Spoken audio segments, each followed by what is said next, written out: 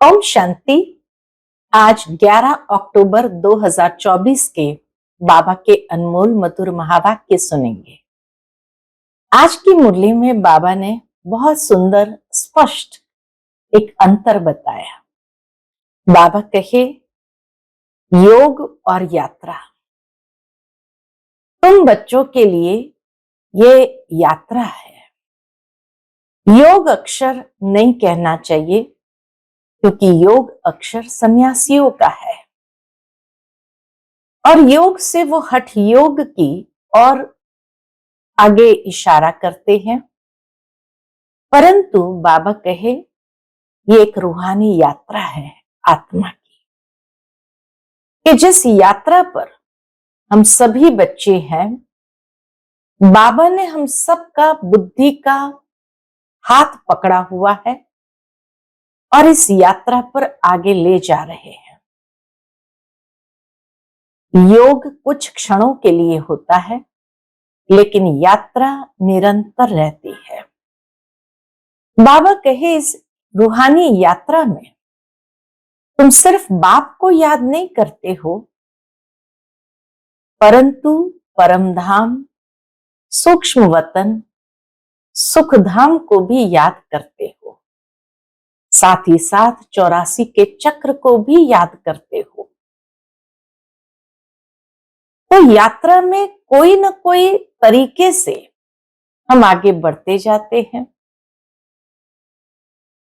बाबा कहे, इस यात्रा से ही अनेक जन्म के विकर्म विनाश होते हैं, जबकि योग एक ही होता है। योग में एक ही प्रकार से वो आचरण करते हैं, उससे विकर्म विनाश भी नहीं होता है। बाबा कहे, इस रूहानी यात्रा के आधार से ही हम अपने आप को पावन बनाते हैं और नई दुनिया में जाने के योग्य बन जाते हैं। बाबा कहे, नई दुनिया में न राम को आने का हुक्म है, न रावण को आने का हुक्म है। राम ने नई दुनिया की स्थापना जरूर की, हम बच्चे को परमधाम ले जाते हैं, फिर अपने आप हम नई दुनिया में चले जाते हैं, क्योंकि वहां बाबा को आना नहीं है। इसी तरह बाबा कहे, रावण को भी आने का वहां हुक्म नहीं है। तो वहां कौन जा सकता है? जिसने बाप के साथ प्रीत की है, वही वहां जा सकता है। जिनके बाप के साथ प्रीत नहीं है, वो वहां जाने का अधिकार प्राप्त नहीं कर सकता है। तो सुनते हैं आज के बाबा के अनमोल मधुर महावाक्य। ओम शांति। मीठे बच्चे, बाप की याद के साथ साथ ज्ञान धन से संपन्न बनो। बुद्धि में सारा ज्ञान घूमता रहे, तब अपार खुशी रहेगी। सृष्टि चक्र के ज्ञान से तुम चक्रवर्ती राजा बनेंगे। आज की मुरली से पहला प्रश्न है, किन बच्चों की प्रीत, यानी किन मनुष्य की प्रीत बाप से नहीं हो सकती है? उत्तर, जो रौरो नर्क में रहने वाले विकारों से प्रीत करते हैं, ऐसे मनुष्य की प्रीत बाप से नहीं हो सकती है। या तो परमात्मा हो या तो विकार हो, दोनों के साथ प्रीत नहीं हो सकती है। इसलिए बाबा कहे, जो रौरो नर्क में रहने वाले हैं, जिनकी विकारों से प्रीत है, उनकी प्रीत बाप से नहीं हो सकती। तुम बच्चों ने बाप को पहचाना है, इसलिए तुम्हारी बाप से प्रीत है। आज की मुरली से दूसरा प्रश्न है, किसी सतयुग में आने का हुक्म नहीं है? उत्तर, बाप को भी सतयुग में आना नहीं है, तो वहां काल भी नहीं आ सकता। न काल आ सकता है, न बाप आ सकता है, न रावण आ सकते हैं। जैसे रावण को सतयुग में आने का हुक्म नहीं, ऐसे बाबा कहते, बच्चे मुझे भी सतयुग में आने का हुक्म नहीं है। बाबा तो तुम्हें सुखधाम का लायक बनाकर घर चले जाते हैं, उन्हें भी लिमिट मिली हुई है। ओम शांति। रूहानी बाप बैठ रूहानी बच्चों को समझाते हैं। रूहानी बच्चे याद की यात्रा में बैठे हुए हो, पूछते हैं बाबा, याद की यात्रा में बैठे हुए हो? अंदर में यह ज्ञान है ना कि हम आत्माएं याद की यात्रा पर है। यात्रा अक्षर तो जरूर दिल में आना चाहिए। जैसे वह यात्रा करते हैं हरिद्वार अमरनाथ जाने की, यात्रा पूरी की फिर लौट आते हैं। यहां फिर तुम बच्चों की बुद्धि में है कि हम जाते हैं शांति धाम। बाप ने आकर हाथ पकड़ा है। बाबा ने ही आकर हमारा हाथ पकड़ा है। हाथ पकड़कर पार ले जाना होता है ना। कहते भी है हाथ पकड़ लो, हे प्रभु मेरा हाथ पकड़ लो, क्योंकि विषय सागर में पड़े हैं। अब तुम शिव बाबा को याद करो और घर को याद करो। अंदर में ये आना चाहिए कि हम जा रहे हैं। इसमें मुख से कुछ बोलना भी नहीं है। अंदर में सिर्फ याद रहे बाबा आया हुआ है लेने लिए। याद की यात्रा पर जरूर रहना है। इस याद की यात्रा से ही तुम्हारे पाप कटते हैं, तभी फिर उस मंजिल पर पहुंचेंगे। कितना क्लियर बाप समझाते हैं। जैसे छोटे बच्चों को पढ़ाया जाता है, बाबा कहे जैसे छोटे बच्चों को पढ़ाया जाता है ना, सदैव बुद्धि में हो कि हम बाबा को याद करते जा रहे हैं। बाप का काम ही है पावन बनाकर पावन दुनिया में ले जाना। बच्चों को ले जाते हैं, आत्मा को ही यात्रा करनी है। ये यात्रा आत्मा की यात्रा है। हम आत्माओं को बाप को याद कर घर जाना है। घर पहुंचेंगे फिर बाप का काम पूरा हुआ। एक बार घर पहुंच गए फिर बाप का काम पूरा हुआ। बाप आते ही है पतित से पावन बनाकर घर ले जाने। पढ़ाई तो यहां ही पढ़ते हैं। बल घूमो फिरो, कोई भी काम काज करो, बुद्धि में ये याद रहे, योग अक्षर में यात्रा सिद्ध नहीं होती है। इसलिए बाबा कहे योग न कह करके यात्रा कहो। योग सन्यासियों का है, वह तो सब है मनुष्य की मत।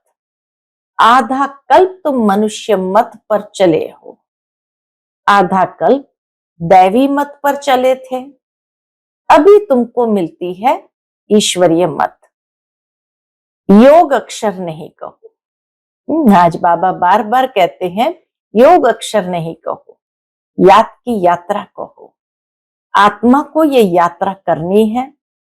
वह होती है जिस्मानी यात्रा, शरीर के साथ जाते हैं। इसमें तो शरीर का काम ही नहीं।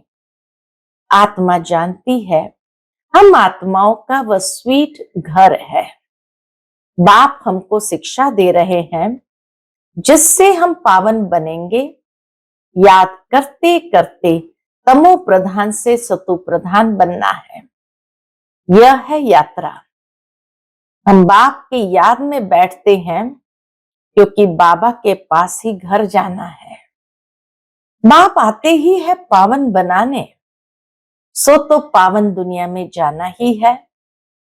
बाप पावन बनाते हैं, फिर नंबरवार पुरुषार्थ अनुसार तुम पावन दुनिया में जाएंगे।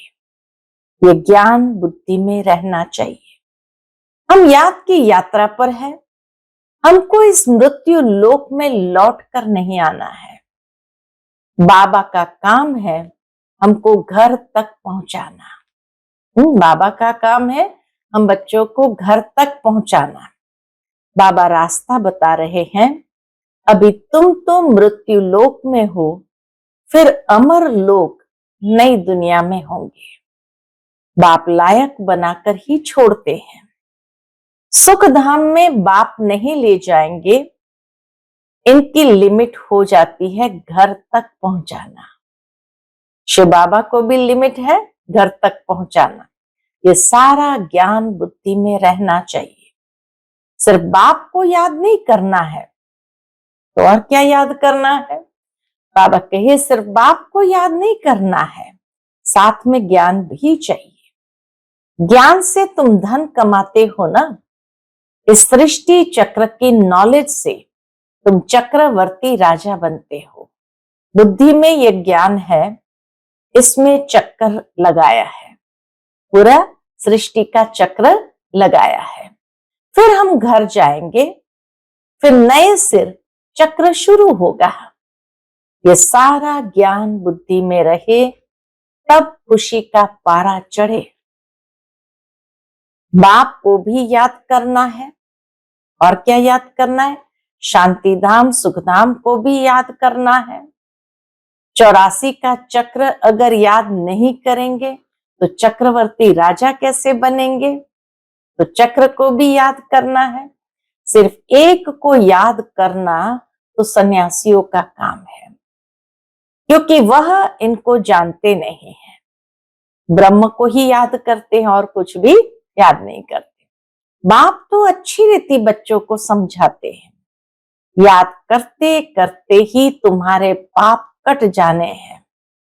पहले तो घर जाना है, यह है रूहानी यात्रा। गायन भी है, चारों तरफ लगाए फेरे, फिर भी हरदम दूर रहे, अर्थात बाप से दूर रहे। जिस बाप से बेहद का वर्षा मिलना है, उनको तो जानते ही नहीं। कितने चक्कर लगाए हैं, हर वर्ष भी कई यात्रा करते हैं। पैसे बहुत होते हैं तो यात्रा का शौक रहता है। यह तो तुम्हारी है रूहानी यात्रा। तुम्हारे लिए नई दुनिया बन जाएंगी, फिर तो नई दुनिया में आने वाले हो, जिसको अमर लोक कहा जाता है। वहां काल होता नहीं जो किसको ले जाए। काल को हुक्म ही नहीं है नई दुनिया में आने का, स्व इच्छा से। इसीलिए समय पूरा होते शरीर छोड़ेंगे और नया चोला धारण करेंगे। तो बाबा कहे काल को हुक्म ही नहीं है नई दुनिया में आने का। रावण की तो ये पुरानी दुनिया है, तुम बुलाते भी यहां हो। बाप कहते हैं मैं पुरानी दुनिया में पुराने शरीर में आता हूं, मुझे भी नई दुनिया में आने का हुक्म नहीं है। मैं तो पतितों को ही पावन बनाने आता हूं। तुम पावन बन फिर औरों को भी पावन बनाते हो। सन्यासी तो भाग जाते हैं, एकदम गुम हो जाते हैं।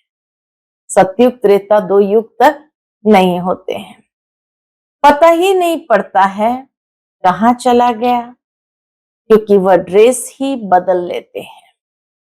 जैसे एक्टर्स रूप बदलते हैं, कभी मेल से फीमेल बन जाते हैं, कभी फीमेल से मेल बन जाते हैं, यह भी रूप बदलते हैं। आत्मा कभी मेल चोला कभी फीमेल चोला बदलती है। सतयुग में थोड़ी ऐसी बातें होंगी। बाप कहते हम आते हैं नई दुनिया बनाने। आधा कल्प तुम बच्चे राज्य करते हो, फिर ड्रामा प्लान अनुसार द्वापर शुरू होता है। देवताएं वाम मार्ग में चले जाते हैं। उन्हों के बहुत गंदे चित्र भी जगन्नाथपुरी में है। जगन्नाथ का मंदिर है। यूं तो उनकी राजधानी थी, जो खुद विश्व के मालिक थे। वो फिर मंदिर में जाकर बंद हुए। उनको काला दिखाते हैं। इस जगन्नाथ के मंदिर पर तुम बहुत समझा सकते हो, और कोई इनका अर्थ समझा नहीं सकते। देवता ही पूज्य से पुजारी बनते हैं। वह लोग तो हर बात में भगवान के लिए कह देते, आप ही पूज्य आप ही पुजारी। आप ही सुख देते हो, आप ही दुख देते हो। बाप कहते हैं मैं तो किसको दुख देता ही नहीं हूं। बाबा कहते मैं तो कभी किसको दुख देता ही नहीं हूं। ये तो समझ की बात है। बच्चा जन्मा तो खुशी होगी, बच्चा मरा तो रोने लग पड़ेंगे, कहेंगे भगवान ने दुख दिया। अरे ये अल्पकाल का सुख दुख तुमको रावण राज्य में ही मिलता है, मेरे राज्य में दुख की बात नहीं होती। भगवान के स्थापन किए हुए राज्य में दुख की बात ही नहीं होती। सतयुग को कहा जाता है अमर लोक, इनका नाम ही है मृत्यु लोक। अकाले मर पड़ते हैं, वहां तो बहुत खुशियां मनाते हैं। सतयुग में तो मृत्यु भी एक महोत्सव होता है। जैसे ही लंबी आयु भोग ली, फिर सारे परिवार को एकत्रित करेंगे कि अब मेरा जाने का समय आया है, तो खुशी खुशी से ढोल बाजे बजाते हुए विदाई देंगे। तो बाबा कहे वहां तो शरीर छोड़ना भी खुशियों का त्योहार जैसे है, एक अवसर है। आयु भी बड़ी रहती है, बड़े में बड़ी आयु 150 वर्ष की होती है। यहां भी कभी कभी ऐसे कोई की होती है, परंतु यहां तो स्वर्ग नहीं है। कोई शरीर को बहुत संभाल से रखते हैं तो आयु बड़ी भी हो जाती है, फिर बच्चे भी कितने हो जाते हैं, परिवार बढ़ता जाता है, वृद्धि जल्दी होती है। जैसे झाड़ से टाल टालियां निकलती है, 50 टालियां और उनसे और 50 निकलेगी, कितना वृद्धि को पाते हैं। यहां भी ऐसे है, इसीलिए इनका मिसाल बढ़ के झाड़ के साथ देते हैं। सारा झाड़ खड़ा है, फाउंडेशन है नहीं। यहां भी आदि सनातन देवी देवता धर्म का फाउंडेशन है नहीं। कोई को पता ही नहीं देवताएं कब थे, वह तो लाखों वर्ष कह देते हैं। आगे तुम कभी ख्याल भी नहीं करते थे, बाप ही आकर ये सब बातें समझाते हैं। बाप ही आकर ये सब बातें समझाते हैं। तुम अभी बाप को भी जान गए हो और सारे ड्रामा के आदि मध्य अंत ड्यूरेशन आदि सबको जान गए हो। नई दुनिया से पुरानी, पुरानी से नई कैसे बनती है, ये कोई नहीं जानते। अभी तुम बच्चे याद की यात्रा में बैठे हो। कहां बैठे हैं? याद की यात्रा में बैठे हो। यह यात्रा तो तुम्हारी नित्य चलनी है। घूमो फिरो परंतु इस याद की यात्रा में रहो। यह है रूहानी यात्रा। तुम जानते हो भक्ति मार्ग में हम भी उन यात्राओं पर जाते थे।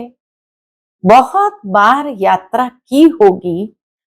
जो पक्के भक्त होंगे, जो पक्के भक्त होंगे, उन्होंने बहुत बार यात्रा की होगी। बाबा ने समझाया है, एक शिव की भक्ति करना वह है अव्यभिचारी भक्ति। फिर देवताओं की होती है, फिर 5 तत्वों की भक्ति करते हैं। देवताओं की भक्ति फिर भी अच्छी है, क्योंकि उन्हों का शरीर फिर भी सतो प्रधान है। मनुष्य का शरीर तो पतित है ना, वह तो पावन है। फिर द्वापर से लेकर सब पतित बन पड़े हैं, नीचे गिरते आते हैं। सीढ़ी का चित्र तुम्हारे लिए बहुत अच्छा है समझाने का। बाबा कहे सीढ़ी के चित्र पर जरूर समझाना है। जिनकी भी कहानी बताते हैं ना, यह सब दृष्टांत आदि इस समय के ही है। सब तुम्हारे ऊपर ही बने हुए हैं। ब्रह्मरी का मिसाल भी तुम्हारा ही है, जो कीड़ों को आप समान ब्राह्मण बनाते हो। यहाँ के ही सब दृष्टांत है। तुम बच्चे पहले जिस्मानी यात्रा करते थे, अभी फिर बाप द्वारा रूहानी यात्रा सीखते हो। यह तो पढ़ाई है ना। भक्ति में देखो क्या क्या करते हैं। सबके आगे माथा टेकते रहते हैं, एक के भी ऑक्यूपेशन को नहीं जानते। हिसाब किया जाता है ना, सबसे जास्ती जन्म कौन लेते हैं, फिर कम होते जाते हैं। यह ज्ञान भी अभी तुमको मिलता है। तुम समझते हो बरोबर स्वर्ग था। भारतवासी तो इतने पत्थर बुद्धि बने हैं, उनसे पूछो स्वर्ग कब था तो लाखों वर्ष कह देंगे। अभी तुम बच्चे जानते हो हम विश्व के मालिक थे तो कितने सुखी थे, अब फिर हमको बेगर टू प्रिंस बनना है। दुनिया नई से पुरानी होती है ना, तो बाप कहते हैं मेहनत करो। यह भी जानते हैं माया घड़ी घड़ी भुला देती है। बाप समझाते हैं बुद्धि में सदैव यह याद रखो हम जा रहे हैं। हमारा इस पुरानी दुनिया से लंगर उठा हुआ है, नैया उस पार जानी है। गाते हैं ना, नैया हमारी पार ले जाओ। कब पार जानी है वह जानते नहीं है। तो मुख्य है याद की यात्रा। बाप के साथ वर्षा भी याद आना चाहिए। बच्चे बालिग होते हैं तो बाप का वर्षा ही बुद्धि में रहता है। तुम तो बड़े हो ही, आत्मा झट जान लेती है। यह बात तो बरोबर है। बेहद का बाप का वर्षा है ही स्वर्ग। बाबा स्वर्ग की स्थापना करते हैं तो बाप की श्रीमत पर चलना पड़े। बाप कहते हैं पवित्र जरूर बनना है। पवित्रता के कारण ही झगड़े होते हैं। वह तो बिल्कुल ही जैसे रौरव नर्क में पड़े हैं और ही जास्ती विकारों में गिरने लग पड़ते हैं। इसीलिए बाप से प्रीत रख नहीं सकते। जिसको विकारों से प्रीत है वो बाप से प्रीत रख नहीं सकते। विनाश काले विपरीत बुद्धि है ना, बाप आते ही है प्रीत बुद्धि बनाने। बहुत है जिनकी रिंचक भी प्रीत बुद्धि नहीं है, कभी बाप को याद भी नहीं करते हैं, शिव बाबा को जानते ही नहीं है, मानते ही नहीं है। माया का पूरा ग्रहण लगा हुआ है, याद की यात्रा बिल्कुल ही नहीं। बाप मेहनत तो कराते हैं, यह भी जानते हो सूर्यवंशी चंद्रवंशी राजधानी यहां स्थापन हो रही है। सतयुग त्रेता में कोई भी धर्म स्थापन होते नहीं। राम कोई धर्म स्थापन नहीं करते हैं, यह तो स्थापना करने वाले बाप द्वारा यह बनते हैं। और धर्म स्थापक और बाप के धर्म स्थापना में रात दिन का फर्क है। बाबा सतयुग से पहले संगम युग में दैवी धर्म की स्थापना करते हैं और धर्म स्थापक उसी समय आकर धर्म की स्थापना करते हैं। बाप आते ही है संगम पर, जबकि दुनिया को बदलना है। बाप कहते हैं कल्प कल्प, कल्प के संगम युगे आता हूं। उन्होंने फिर युगे युगे अक्षर रॉन्ग लिख दिया है। आधा कल्प भक्ति मार्ग भी चलना ही है। तो बाप कहते हैं बच्चे इन बातों को भूलो मत। ये कहते हैं बाबा हम आपको भूल जाते हैं। बच्चे कई बार कहते बाबा हम आपको भूल जाते हैं। अरे बाप को तो जानवर भी नहीं भूलते हैं, तुम क्यों भूलते हो? अपने को आत्मा नहीं समझते हो। मुख्य बात कारण है कि स्वयं को आत्मा नहीं समझते, इसलिए बाबा को भूल जाते हैं। देह अभिमानी बनने से ही तुम बाप को भूलते हो। अब जैसे बाप समझाते हैं वैसे तुम बच्चों को भी टेव रखनी चाहिए। जैसे बाबा समझाते हैं ऐसे बाबा कहे तुम बच्चों को भी आदत रखनी चाहिए। भपके से बात करनी चाहिए, ऐसे नहीं बड़े आदमी के आगे तुम फंक हो जाओ।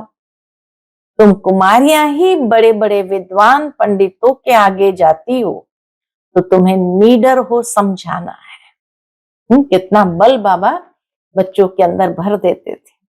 अच्छा, मीठे मीठे बच्चों प्रति माता पिता बाप दादा का याद प्यार और गुड मॉर्निंग। रूहानी बाप की रूहानी बच्चों को नमस्ते। हम सब रूहानी बच्चों की रूहानी माता पिता बाप दादा को याद प्यार, गुड मॉर्निंग और नमस्ते नमस्ते। शुक्रिया बाबा, शुक्रिया। आज की मुरली से धारणा के लिए मुख्य सार है। पहली पॉइंट, बुद्धि में सदैव याद रहे कि हम जा रहे हैं। हमारी नैया का लंगर इस पुरानी दुनिया से उठ चुका है। हम हैं रूहानी यात्रा पर। यही यात्रा करनी और करानी है। दूसरी पॉइंट, किसी भी बड़े आदमी के सामने निर्भयता यानी भपके से बात करनी है। फंक नहीं होना है। देही अभिमानी बनकर समझाने की आदत डालनी है। आज का बाप दादा का मधुर वरदान हम बच्चों के प्रति है, व्यर्थ व माया से इनोसेंट बन। दिव्यता का अनुभव करने वाले महान आत्मा भव। व्यर्थ व माया से इनोसेंट बन, दिव्यता का अनुभव करने वाले महान आत्मा भव। महान आत्मा अर्थात सेंट उसे कहेंगे जो व्यर्थ व माया से इनोसेंट है। सेंट किसको कहेंगे? महान आत्मा को, अर्थात जिसको व्यर्थ व माया से इनोसेंट है। जैसे देवताएं इससे इनोसेंट थे, ऐसे अपने वो संस्कार इमर्ज करो, व्यर्थ के अविद्या स्वरूप बनो, क्योंकि ये व्यर्थ का जोश कई बार सत्यता का होश, यथार्थ का होश समाप्त कर देता है। इसलिए समय, श्वास, बोल, कर्म सब में व्यर्थ से इनोसेंट बनो। जब व्यर्थ की अविद्या होगी तो दिव्यता स्वतः अनुभव होगी और अनुभव कराएंगे। आज का स्लोगन है, फर्स्ट डिवीजन में आना है तो ब्रह्मा बाप के कदम पर कदम रखो। फर्स्ट डिवीजन में आना है तो ब्रह्मा बाप के कदम पर कदम रखो। अच्छा, ओम शांति।